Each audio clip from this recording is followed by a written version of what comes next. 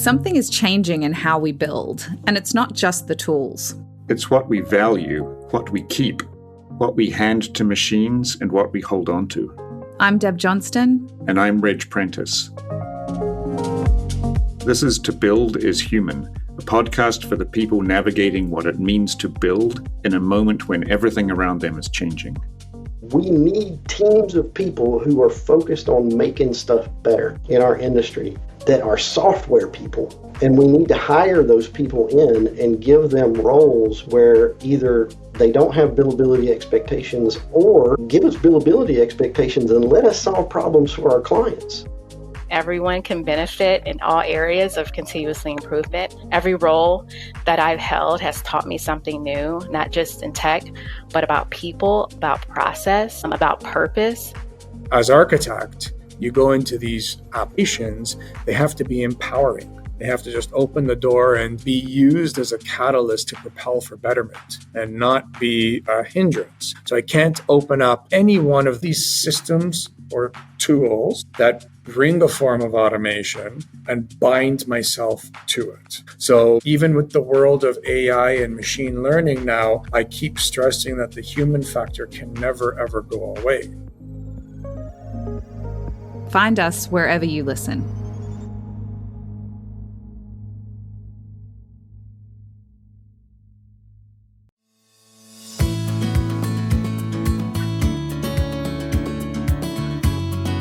My name is Mark Arlepage, and you are listening to Entre Architect Podcast, where each week I speak with inspiring, passionate people who share their knowledge and expertise, all to help you build a better business as a small firm entrepreneur architect.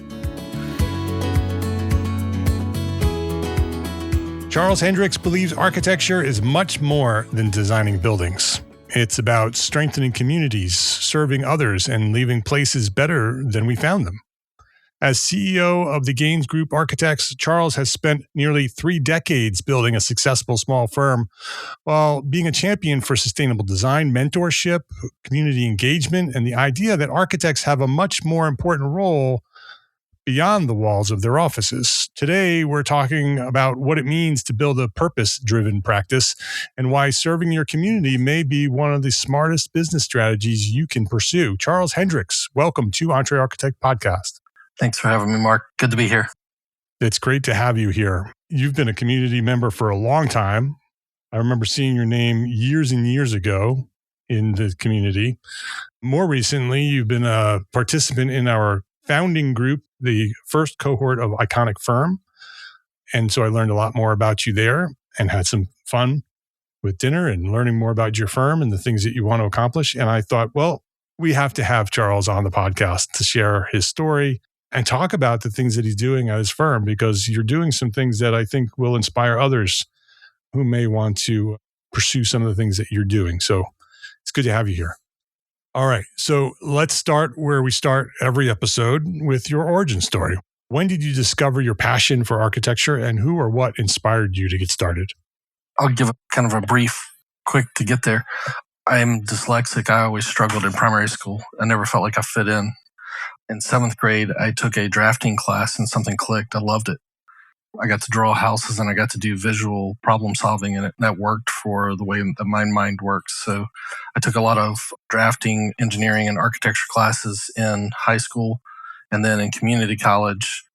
Many teachers told me I needed to find a good job because I would never go to college. So that challenged me. Surprise, surprise. I went to University of Virginia for architecture. I didn't have mentors going through that process other than the teachers of the classes. So I really didn't know what architects did. So when I got to UVA, there was a lot of culture shock, a lot of surprises that happened as I went through. I transferred into a second-year program. So students had already been together for a year and knew each other well. And I worked my way through. School was always a challenge and had to work harder than most to get things done. And as everybody knows that watches your podcast, architecture can be a challenge in college. It's kind of the survival of the fittest at times. Yeah. So I made it through, and at the end of architecture school, I was burnt out, and I interviewed with some firms, and lots of firms, and they were doing a lot of large-scale houses for wealthy people that I really didn't understand. how to relate to it. I didn't find a fit, so I quit architecture. And I continued working. I'd worked my way through college, so I continued working at the job I was at. I was making decent money. And then Ray Gaines, the firm that I'm still at today, in 1999, he recruited me because I knew AutoCAD. And he had was transferring from hand drafting to AutoCAD, kind of late transition for the industry. And he approached architecture differently. He had been a builder before he was an architect, so it was a very pragmatic, functional approach, and it made sense. And he empowered everybody. We were a 4-person firm at the time, so you're not stuck doing details. You do everything. In your 4-person firm, you got to be able to do everything. So you have to learn quick and grow. And he was able to give lots of challenges. And I got a lot of time with clients early on, hearing what their challenges were, what they needed design solutions for. We did a lot of spec housing back then, that's a good on-ramp for learning how to design for somebody, because the builder that's doing spec work, they just need to make money. So you learn how to efficiently draw quickly things that will appeal to broad masses. That was still not the work that I wanted to do, that I was called to do. In that same era, I met Sam Mockbee, who ran the Royal Studio. And how did you meet him? He was a professor at UVA, and he was on a lecture circuit in the very early 2000s. He passed away shortly after that time. And I heard the story of what he was doing in rural Alabama with usually fairly wealthy white kids going to the poorest county in rural Alabama. And the quote that stuck to my mind, and it's probably not word for word anymore, it's been too long, is that every soul deserves shelter. And I wanted to find ways that I could do that. Glenn Murkett he came to UVA, gave a lecture. He had gotten the Jefferson Medal or something like that. And his approach to architecture was that you have to touch the earth lightly. And when I was at UVA, William McDonough was the dean of the architecture school, and he was winning awards for green design before we called it green design or sustainable design. Right. Yeah. So those are the kind of the influences. Ray, that hired me with this very practical, pragmatic, he came out of the era where you don't waste any materials, you design for material's sake. And then these, I guess, architects, they had these bigger ideas about how you could serve community and do better. And LEED had just launched. It was a brand new system. But I was in a small firm that was doing a lot of spec work, and it wasn't fulfilling. So I started looking for a grad school where I could dive deeper into this idea of sustainable design, because that's a way that I could serve the community and make the world better. And I found that Mark Decay was then teaching at University of Tennessee. I think he's still there. He wrote a book called Sun, Wind, and Light, which for those my age, it's a choose your own adventure of sustainability. Like if you super insulate your house and you don't bring in fresh air, you've created a mold factory. Like you're going to kill the occupants. So you have to understand all the building science pieces that fit together to be able to do good quality sustainable design. So I went to Tennessee. I worked in the summer for Mark. I studied under Mark. I followed him around anywhere he would let me go. And he pushed me to understand building science and the LEED rating system that had emerged, because I had experience drawing houses and putting wall sections together. Going into this grad program with students that didn't have any of that experience, I became a mentor to my classmates, but Mark was driving me to push them further along into the sustainability realm. So getting out of school, I came back to Ray and I said, I want to change the direction of your firm. While he wasn't arrogant, I guess I was. I want to change the direction of your firm. I want to be the leading firm in the area for sustainable design. I want to serve the community. I want to plug in and make the world better. Because that's what my calling really was. That service to the community really is what I wanted, not necessarily just to be an architect, or not even to be an architect. I wanted to help other people, because when I needed help, there was nobody there. There weren't good programs for people with dyslexia. Teachers were telling me to get a good job because you're never going to advance. My parents were very supportive, but they had to fight to keep me in the regular classes to be able to get through and achieve the goals that I wanted to achieve. So Ray said yes. I don't know why he said yes, but he said, yeah, come back.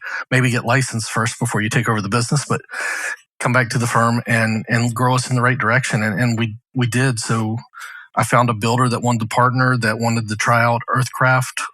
Virginia was the first state to adopt a statewide green rating system. It was called Earthcraft. It came out of South Face in Georgia.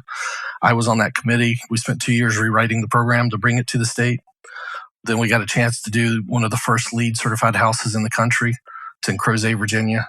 I started getting these opportunities, which led to speaking opportunities, which allowed me to go to firms that didn't understand any of this to start teaching. And it kept compounding and allowing me to help others do what I wanted to do, which is help others. So the more knowledge I could share, the more magazines that would interview me. Like somehow I got in the Wall Street Journal back then. I don't know how they even found me, but it's just random. They wanted to know more about the sustainability thing. So they called me one day. Well, you put yourself out there. So that's kind of the origin and how I got to the point where I could really focus on helping other people by growing the reputation of the firm and growing this knowledge base and building science and sustainability. And today you're CEO? Yes. So Ray is still part of the firm. He's easing into retirement. So I took over running the business. I became a partner in 2008. I took over running the business 3-4 years ago.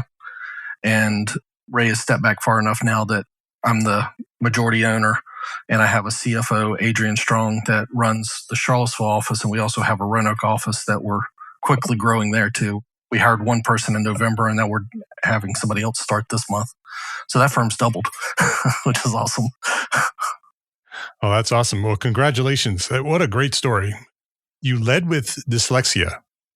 Looking back at your life and the struggles that you had all through school and all through life, how do you think that impacted your life, good and bad, in terms of where you are today and the things that you're doing? I was talking to somebody this past weekend about that. My brother made straight A's. He didn't have to open a book. And when he got to UVA, he was 2 years ahead of me. He didn't make good grades because he never learned how to study. He never learned how to do the grind. So it's not just that I had dyslexia and learning disability, that I learned how to work harder to achieve the goals and be focused. We grew up poor. We were houseless for a period of time. Like I saw the problems if you don't work hard to get success, if you don't just invest every ounce of energy into achieving the goal that you set forward. It's not necessarily the best work-life balance, but that grind of knowing that there's a disability and knowing that you have to work harder to understand things, and it still will creep up on me as I was preparing for the event that I had this past weekend. Mind was pretty tired, and I wrote out something, and when April, my wife, looked at it, she goes, "The letters are backwards." Like I didn't see it. She has to point it out to me. When my mind gets tired, it creeps up on me. But I don't read for fun. I read because I need to look for whatever the information is. I don't write for fun. I write because I want to spread the message of what I'm doing and tell the story about building science and architecture. So I know there are things that my wife loves to read. We converted our dining room into a library because that's more important than having a dining room. Like there's these differences in the way my brain works. But I think with dyslexia, the left and right side of your brain is connected in a different way than people without dyslexia. I don't know what it's like for people without, but I know that the practical and the creative blend really well in my mind, which I think is what led me to architecture and visual problem solving. Yeah. Do you think that because you had that type of brain, that there are parts of your experience and parts of who you are and what you do and your strengths are better because of it? Yes, definitely. Yeah, I think it's a superpower, really, to have that ability to use both sides of your brain and be so interconnected. Yeah. And then the struggles that you face, I think you grow empathy in a different way. I think it's easier for me to put myself in someone else's shoes as I'm designing, which one of the presentations that I do is empathy is the most powerful design tool that you have. Yeah, and it shows in your work and the things that you're focused on for sure. It's funny that you use the term superpower. My son has learning disabilities, and I've always told him that since he was born, that he just thinks differently, right? There's nothing wrong with him. It's just, he's just different than everybody else. And because that's the way he thinks, there's other parts of his life that he's much stronger in, and empathy too. He's very empathetic, always wants to help, always wants to make the world around him better. And I've always told him that he has a superpower. And so it's interesting that you use the same term. I mean, isn't it amazing if you have the opportunity to serve on a board and you're the one whose mind works differently, you're able to see the problems different from anybody else in the room, and you can present solutions to them that they would never have gotten to. And that is truly a superpower. And you can do that when you're designing a house or a factory, or you're serving on the local children's museum board. Yeah, exactly. I think our society has just been built to be so rigid and universal that, people who don't fit within the box are labeled disability. It's not disability. It's just different. It's just different. You just think differently and you act differently. Your mind just works differently, and it works in amazing ways. So you often say architecture builds stronger communities. And so what does that actually look like in your practice? Like, what does your practice do differently than other practices? That's an example. Can you actually show us an example as well? Talk about it, an example? Yeah, so it's just thinking about the broader impact of the design solution that you're presenting. So designing a building that's healthy, energy efficient, and durable, whether it's a house for a family or if it's an office building for many. We can't measure how much less sick people get. We don't know. But we know with the right air quality inside, they're going to get sick less. If the building is more durable and it's going to last longer, we're going to use less resources, so we're going to put less impact on future generations. If it's more energy efficient, we're going to burn fewer fossil fuels. Most everyone is still burning some fossil fuels, even if they have solar on the roof.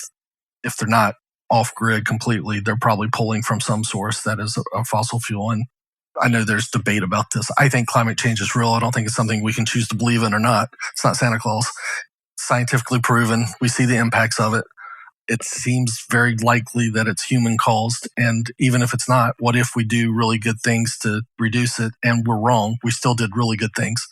So just the sustainability piece of the pie, I think, is one way that we plug in and we help the community and future generations. A more practical, sound solution. So I started doing a lot of pro bono design work for Habitat for Humanity over in Charlottesville, because of land costs, they were getting very unique lots and they couldn't use the standard designs that Habitat provides for their families to use to rebuild multiple times. They got one really challenging, narrow lot and they couldn't figure out what to put on it. And they needed to do a duplex, but it just didn't make sense to use any of the standard designs. So they gave it to me and said, you're giving your time for free, which, there's no investment from Habitat side. If I'm giving my time for free, figure out something cool to do on this lot where we can get the square footage that we have to meet Habitat standards, and we can get a duplex. So I did that. And there's more to the design on the inside that might benefit the family. But on the outside, you would think with a duplex, there'd be two entrances, two front porches. It was in a floodplain, so the porches were raised up. I continued the deck between the two porches, and I put a bench in between the two sides with a pergola for shade above it. The idea being that those families will now get to know each other. I built a bridge literally between their front porches to build that community so they get to know each other. So Habitat usually doesn't put any extra money in anything, but they said, hey, that's a great idea. We're going to build community and these people are going to know each other and they're going to stay longer if they know each other. So they did it, and they built the deck all the way across, and it had a bench in the middle with a pergola on top, and it was just a beautiful solution. It enhanced what became a very tall facade because of the narrow lot. We had to go up 2 stories. Let's take a quick break to say thank you to our sponsors for their support of this episode. This episode of Entre Architect Podcast is sponsored by ARCAT. If you've been listening to this podcast for any length of time, you've heard me talk about the importance of building systems that save time and reduce friction in your practice. That's exactly why I recommend ARCAT. When I need product information or specifications, CAD details, BIM objects, or sustainability documentation, I don't want to hunt through dozens of manufacturer websites or fill out forms just to download a file. With ARCAT, I can find what I need fast, and everything is free to access. No subscription, no paywall. In fact, you don't even need to register with your email address. Just go to arcat.com, search for the product information you need, and get back to serving your clients. Thousands of architects use ARCAT every day because it simply makes work easier. Visit arcat.com and see why. That's ARCAT, ARCAT.com. How does that community service impact your firm in terms of business development and other things that are happening? The only way that I've found that you can sell architectural services is building trust. So if you're invested in the community and people see that you're invested in the community and you're doing good things in the community, one, they're going to know you. Hopefully they're going to like you. I'm often accused of being fairly grumpy, but hopefully they get over the grumpiness and they still like me. But they see that you're doing good things in the community. When they have a question, they're going to call you and ask you for the solution. So we get a lot of work because of the reputation of the firm being in the community and for the community. It doesn't mean we get all the work, but we get a lot of opportunities that we wouldn't otherwise get if we were just marketing, hey, we're the best award-winning architects. Yeah, you never see us out anywhere. We're not in the community, but we're here if you need us. So I think investing in the community builds that trust that grows the business and grows the reputation. Yeah. And you get to do design thinking. Yeah, exactly. You use the term investment, right? So you're investing in your community. Yes. Usually when there's an investment, there's a return on that investment. Yes. And clearly that's happening, that there's actually a calculation you can do, right? You've put this much time and effort into building your community, pro bono work, and the other things that you're doing. And therefore it results in this other, and that's not why you do it, obviously. But from a business point of view, that's a very important calculation to make, right? Because if you just give all your services away and you don't have enough time to do the work that's bringing the work in, and you're not getting any work because of the time that you're putting into the community building, then you have to look at it from a business point of view. The other side of it is, so you probably own a car. I do. That car probably wasn't custom designed for you. There's probably things that you would change if you could custom design the car. Most people have never been in a building, lived in a house that was custom designed for them.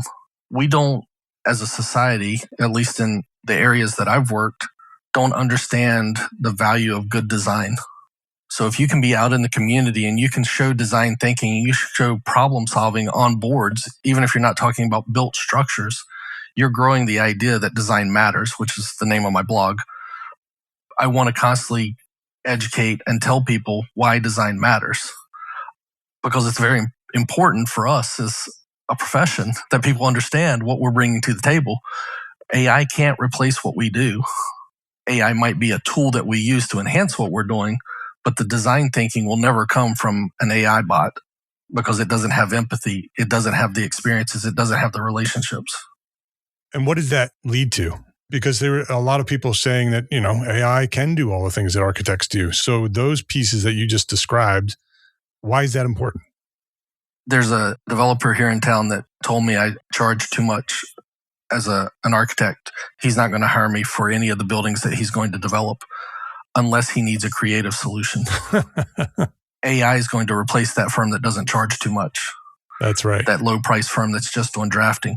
So it's teaching the clientele, it's teaching my communities that you need somebody that has this way of thinking, of problem solving that can infuse livability, sustainability, empathy, lifestyle, indoor air quality, all the pieces and parts that make for a better livable community. And in grad school, I do very practical design solutions. I'm probably never going to be on the cover of a magazine for one of my designs. The grad school faculty, the dean of the school said, Charles, you're never going to be able to do that museum on the square in a town with your approach to design. I said, that's right, but I'm going to design every building around it. Right. So that's fine with me. If I get 30 commissions and the Starchitects get one, I'm good. That's fine with me. I don't need that one signature piece and that one signature style. I want to design the fabric that makes up the life for the community to live in. And which has the greater impact in that community. The museum is important. It is. But when you're doing 30 buildings around that museum, you're impacting and scale and proportion and thinking about the different ways of how people interact with each other, how they walk down the street. Do they feel safe from the cars? Can they look in the windows? Are you able to look out the window when you're sitting at the coffee shop and see your friend walking down the street? I mean, those kinds of things build a stronger, more vibrant community, which feeds the idea that design matters again. So architects are needed. Yeah. thegainsgroup.com, is that the website? Yes. And you could find the blog there. How are you teaching others based on what you're doing? Right? You talked about how you're teaching. You mentioned earlier that you do mentoring. How are you making sure that all of the things that you're putting in place with your firm will continue beyond you? So I blog a lot. This last few months, I've been a little negligent in that. I lecture across the country on various topics from empathy as a design tool, sustainability, building science, aging in place. The Department of Energy used to have me up twice a year, every year, to talk about building science to all their new interns that were coming in. So all that sharing of knowledge, going into other architecture firms and talking to them, going into contractors and talking to them about how these pieces fit together. Because I'd like to do sustainability, but it costs too much. Right. Like that's always the argument. And sustainability doesn't cost $1 more. Higher quality solutions cost more. Do you want a higher quality solution? Okay, let's talk about that. And what can we offset to save some money in order to get the things that you can't change in the future to work from a building science point of view?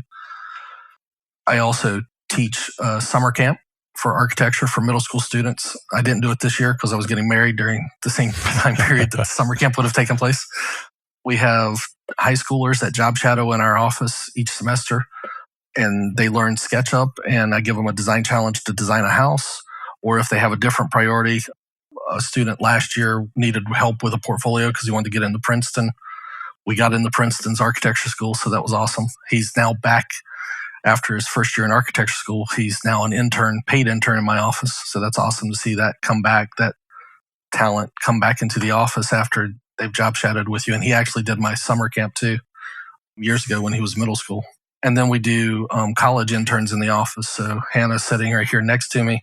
She's a JMU, James Madison University architecture student. So she's helping with marketing and she's doing architectural design. So having all those students come to the office and hear the things that we talk about, see the things that we're focusing on.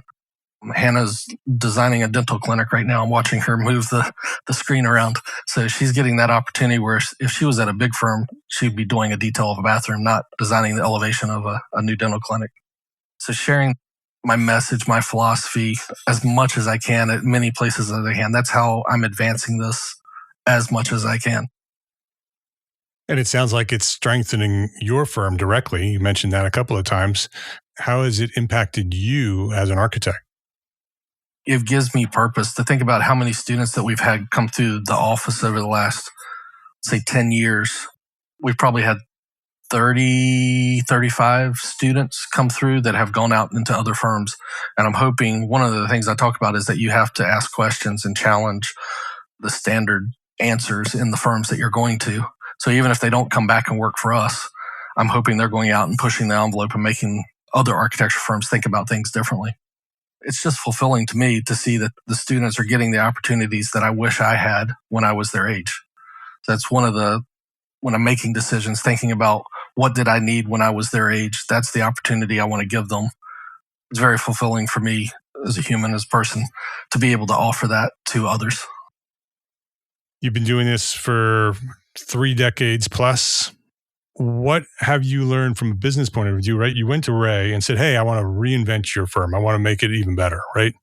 Young, cocky architect comes in and tells the owner that he's going to make the firm better. I did that too, and it didn't work out like yours did. But looking back, what would you say is the one decision that had the greatest impact on the success of your firm? I'm an introvert. Being willing to do things like this, to go out and talk about what we're doing and knowing that I'm not going to be right all the time, maybe not most of the time. There's going to be people with other ideas, questions, and knowledge that will change the way that you're doing things. So just tying it back to building science, how you insulate a wall in the different climates is very different. And the knowledge that we're still gaining about how you insulate a wall today, I'm in a mixed humid climate, is continuing to change as materials options change, as costs change. So I think the most important thing is being willing to go out and be wrong so that you can learn from those mistakes and get better each time, and then share the message. This is the learning opportunity. Here's what I did wrong. Here's what I'm doing right now that's working, and allowing it to evolve as you move forward.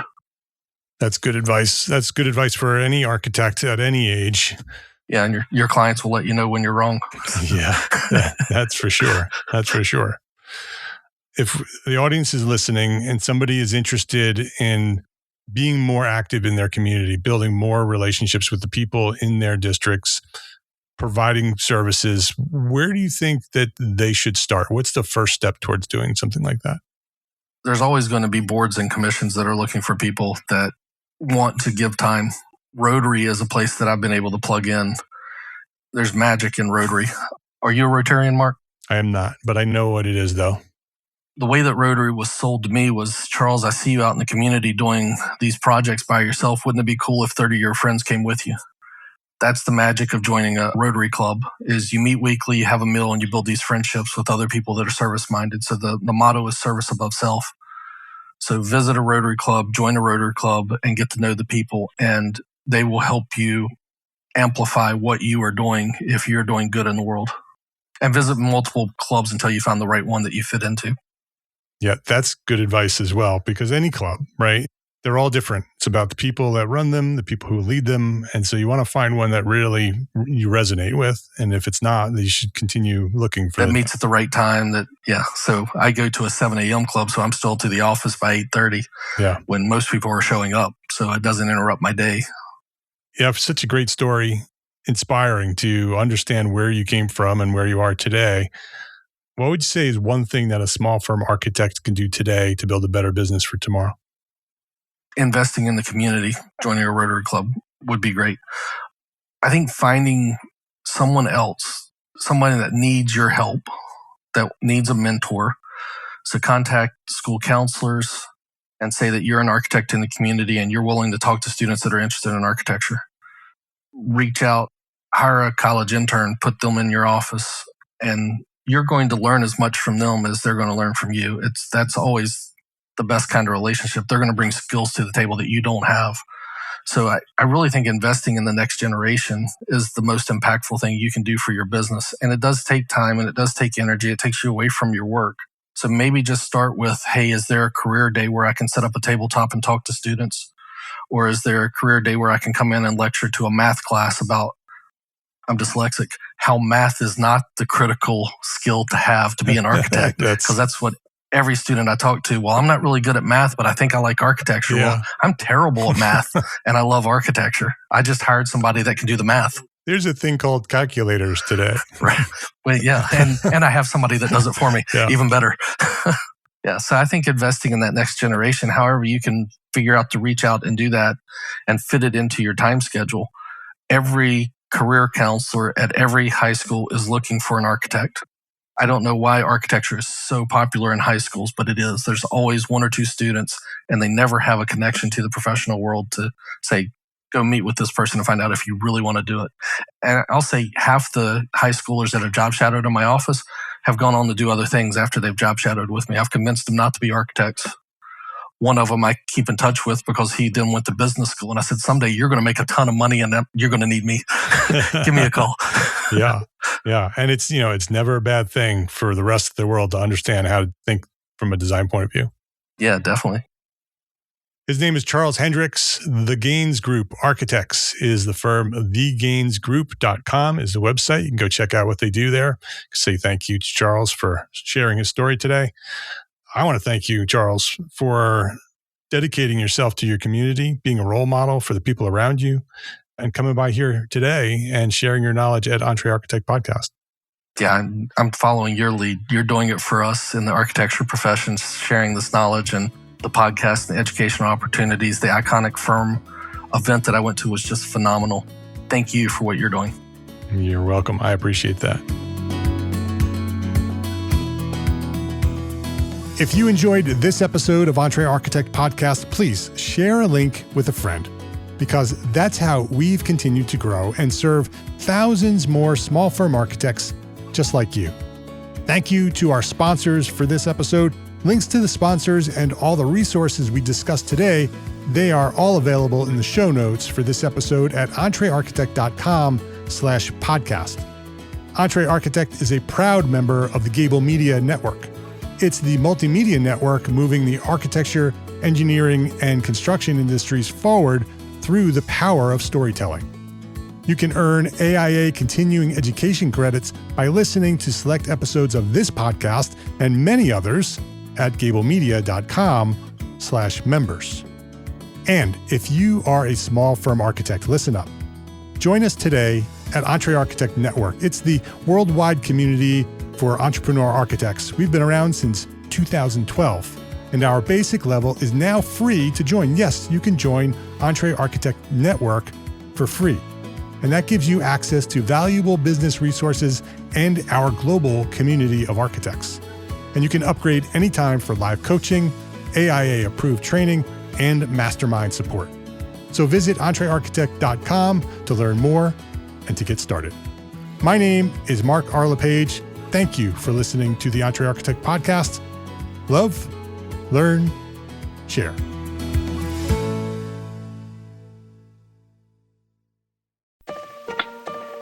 This is the NCARB podcast, where you get an inside look at licensure, regulation, and the initiatives shaping the future of architectural practice. I'm your host, Andy McIntyre, Vice President of Marketing and Communications at NCARB. And this season, we're diving into Pathways to Practice, NCARB's multi-year effort to rethink how architects become licensed.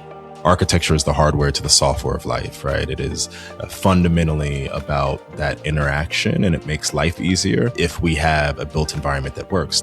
Across 8 episodes, we'll explore how licensure got to where it is today and where it needs to go next. We talk with architects, educators, regulators, and NCARB leaders about education, experience, and the exam, and why each of those pillars is evolving.